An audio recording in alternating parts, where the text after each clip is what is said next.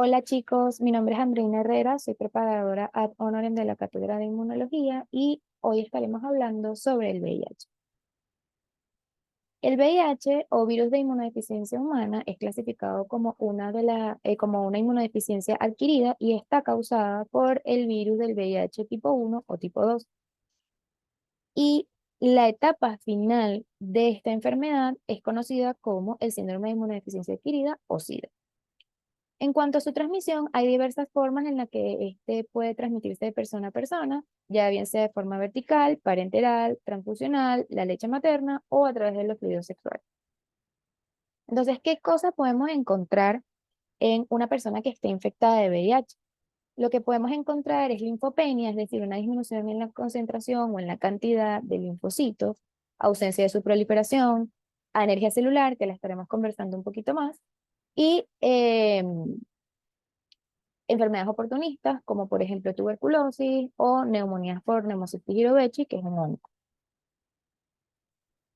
Bien, el virus del VIH pertenece a la familia de los lentivirus, cuyas características pues son que generan infecciones con periodos de latencia largos, afectan a las células del sistema inmune, son neurotropos, es decir, que tienen tropismo o afinidad por el sistema nervioso, no son oncogénicos, es decir, que no van a generar tumores y pues afectan al sistema hematopoyético. En cuanto a la estructura viral, vamos a observar de dentro hacia afuera que es un virus de ARN monocatenario, va a tener dos enzimas importantes para su patogenia, que sería la integrasa y la transcriptasa inversa. A su vez vamos a encontrar una cápside, que es la que está en azulito oscuro, que va a expresar la proteína P24, que es súper importante para su diagnóstico. Y a nivel de la envoltura viral, vamos a encontrar dos proteínas que no solamente son importantes al momento del diagnóstico, sino también para su patogenia, que sería la GP120 y la GP41. Bien, entonces ahora vamos a proceder a hablar sobre cómo el virus invade a la célula. Esta sería la envoltura viral, esta es la GP41, la GP120 y esta va a ser la membrana celular. ¿Qué es lo que va a ocurrir? La GP120 se va a unir a un receptor principal y a un correceptor. El receptor principal va a ser el CD4, que no solamente se va a encontrar en linfocitos, sino que también lo podemos encontrar en macrófagos, en astrocitos, en células dendríticas, etc. Y el correceptor sí va a cambiar dependiendo de la célula a la que se una. En estos casos vamos a hablar de que van a haber dos tipos de correceptores, el CCR5 y el CXR4. El CCR5 se va a encontrar en los linfocitos y el CXR4 se va a encontrar en las células dendríticas. Esto es súper clave porque a medida que la enfermedad va a ir avanzando en sus estadios más terminales, digamos, o más crónicos, eh, el virus va a tener un cambio de fenotipo biológico. ¿Qué quiere decir eso? Que va a empezar a dejar de tener un tropismo por los linfocitos y va a comenzar a tener un tropismo por las células dendríticas. Y esto tiene bastante sentido debido a que a medida que la enfermedad avanza, la cantidad linfocitaria, específicamente los CD4 que tienen este correceptor, va a ir disminuyendo.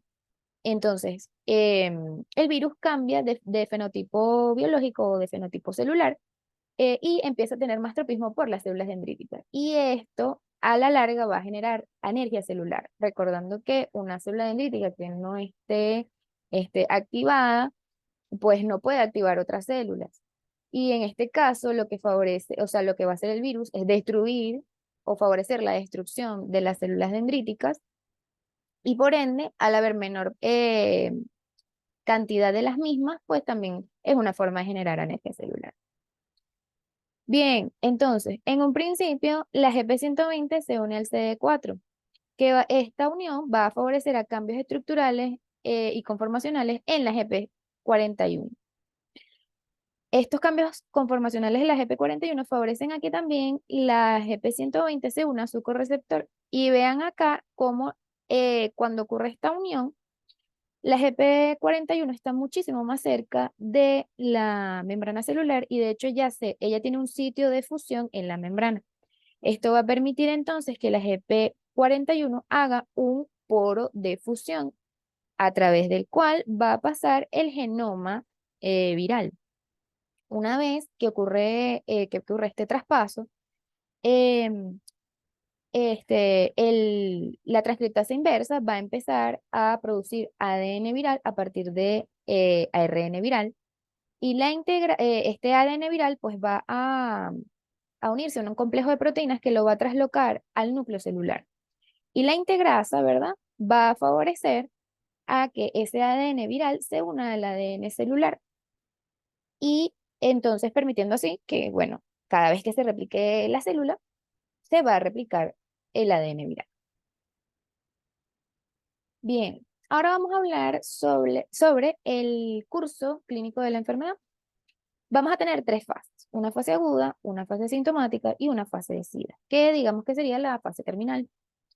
En la fase aguda, pues se caracteriza por ser autolimitada, por básicamente la persona va a presentar un malestar, tipo fiebre, malestar general, dolor de cabeza, fatiga, astenia, etc. Esto normalmente va a durar aproximadamente 2 semanas. Esta fase también se va a caracterizar porque va a haber un aumento en la cantidad de CD8 y una disminución en la cantidad de CD4. Sin embargo, la relación CD4-CD8 va a mantenerse al final de esta fase. Puede ser un poco disminuida la CD4 con respecto a la CD8 o queda normal. Luego vamos a tener la fase asintomática que como su nombre nos indica, pues no va a carecer de síntomas la persona y por eso es que la persona piensa que se curó. Sin embargo, esto no es así. El virus va a continuar replicándose, solo que un poco más lento y por ende la carga viral va a ser más baja acá que en la fase aguda que es alta. En esta fase asintomática es clave que mencionemos o que se mencione que el sistema inmune, a pesar de que va a generar o que generó más bien una respuesta TH1 favorecedora para combatir una infección viral, produciendo entonces interferón gamma, TNF-alfa, interleuquina 2, activando NK, activando CTL, activando fagocitos, específicamente macrófagos, no logra detener la infección. ¿Y por qué ocurre eso? Eso es gracias a la alta tasa de mutación que tiene la transcriptasa inversa. Es decir, que cada vez que el virus se replique, va a expresar diversos antígenos. Y entonces eso va a favorecer a que el sistema inmune esté constantemente activo. Al final en esta fase sintomática, vamos a encontrar que ya la relación CD4-CD8 va a estar invertida, es decir, vamos a encontrar más CD8 que CD4. Y no, todavía no es, la persona todavía no es susceptible a enfermedades oportunistas, sin embargo, está cerca de serlo. En el caso de la fase SIDA, ya acá la relación CD4-CD8 está totalmente disminuida ambas. Evidentemente la persona pues está más propensa a sufrir enfermedades oportunistas em, y la carga viral va a ser alta. La carga viral acá va a ser alta. Este, aquí, pues ya en la fase SIDA ya habrá ocurrido el cambio de fenotipo biológico. Acá les presento un cuadro con las características más relevantes de cada fase.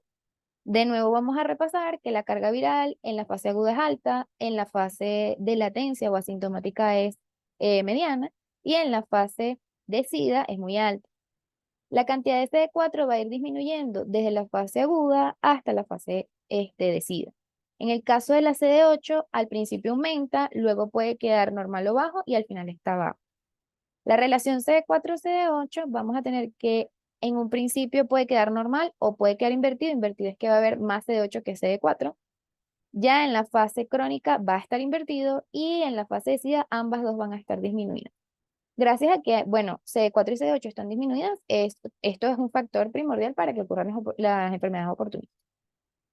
En el caso del recuento linfocitario, aquí vamos a tener más de 200 células, aquí también vamos a tener más de 200 células, y en la fase SIDA vamos a tener menos de 200 células. Esto es lo que caracteriza a la fase SIDA, menos de 200 células de cilito.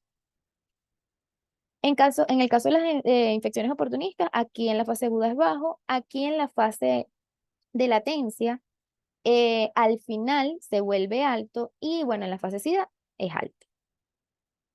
Bien, ahora vamos a hablar de qué es lo que hace el virus en nuestro organismo.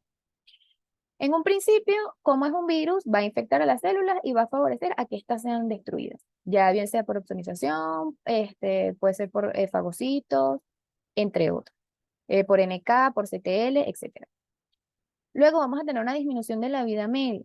En la CD4, evidentemente, la citotoxicidad es un factor que te va a disminuir la vida media. Pero en el caso de la CD8, más que por citotoxicidad, porque ellas en cierta medida no sufren tanta citotoxicidad al inicio, ellas va a ser más de disminución de vida media, es porque se vuelven más susceptibles a sufrir apoptosis por activación y también se vuelven más susceptibles a sufrir defectos en recepción de señales de supervivencia. En el caso de las células T, también va a haber una disminución de su producción porque el virus va a favorecer a la pérdida de la arquitectura y microambiente de los ganglios linfáticos. Y recordemos que en los ganglios linfáticos vamos a tener allí los linfocitos esperando a que llegue la célula dendrítica con el antígeno para presentarlo. Entonces, si nosotros destruimos, o bueno, si el virus destruye la arquitectura y el microambiente, también estaríamos destruyendo de forma indirecta los linfocitos T. Aparte de que también va a disminuir la funcionalidad química, lo que hace más propenso a la persona a una mala maduración o a una ausencia de la maduración de los timocitos. Luego tenemos que los linfocitos T van a tener mayor susceptibilidad a sufrir apoptosis porque van a expresar en su membrana mayor CD95, es decir, FAS. Recordemos que el FAS es un receptor que va a estar en todas las células, sobre todo en las que ya han sido activadas. Y cuando él se une a su FAS ligando, activamos los dominios intracelulares de muerte, se activan las caspasas y favorecemos a la apoptosis. También va a haber estos linfocitos o los pacientes los linfocitos de estos pacientes van a tener menor captación de la IL-7. La IL-7 es una citoquina que va a favorecer a la maduración, proliferación y supervivencia de los linfocitos T. Pero en los pacientes infectados va a haber menos receptor de la IL-7. Por ende, esos linfocitos van a tender a morirse más rápido. También, además, los linfocitos de pacientes infectados van a expresar más costimuladores negativos como el PD1 y, bueno, sabemos que su ligando va a ser el PD1 ligando, se unen, activan cascadas intracelulares que activan caspasas que favorecen a la apoptosis. Y por último, pues aquí vuelvo a recordarles que el sistema inmune siempre va a estar activo gracias a la alta tasa de mutación de la transcriptasa inversa, que favorece a la diversa y diferente presentación antigénica que va a hacer que el sistema inmune pues siempre esté estimulado y puede que en algún momento pues se agote. Bien, finalmente llegamos al diagnóstico. ¿Qué es importante recordar en el diagnóstico? Estas son pruebas que ustedes ya han visto. Recordar que la ELISA de cuarta generación es la prueba que se realiza para detectar el VIH. Lo vamos a confirmar con Western blot. Y bueno, recordar que hay 4 generaciones de ELISA. La última, que es la que se utiliza actualmente, va a detectar IgM, IgG, antígenos de VIH-1, 2 y la P24, que recordemos que está en la cápside del virus. La PCR, por su parte, es la única prueba que hace una detección muy temprana, incluso antes de la aparición de la P24, y esta PCR normalmente se hace en niños de madres VIH. ¿Por qué no se hace una ELISA y sí se hace una PCR? Recordemos que los niños empiezan a madurar su sistema inmune realmente en la parte humoral es a partir de los 9 meses. Todo niño menor de 9 meses no se le puede hacer una ELISA porque lo que encontraríamos de ser positivo son los anticuerpos de la madre que pasan a través de la leche materna. Entonces sería, digamos, un falso positivo. Por ello es que se hace la PCR. Y la PCR lo que va a detectar es el ARN viral que pudiese estar en ese niño. El ELISA se pudiese realizar ya sería como en un niño mayor a 1 año, pero antes no, debido justamente al paso de los anticuerpos maternos por la lactancia materna. Bien, luego encontramos el Western blot, que entonces es la prueba confirmatoria para el VIH. Recordar que es muy específica y sensible Aquí pues lo que vamos a recordar un poquito la prueba la base de la prueba es que tomamos el suero del paciente, se coloca en un gel, ese gel sufre la electroforesis, las proteínas se van a separar tanto en carga como en peso.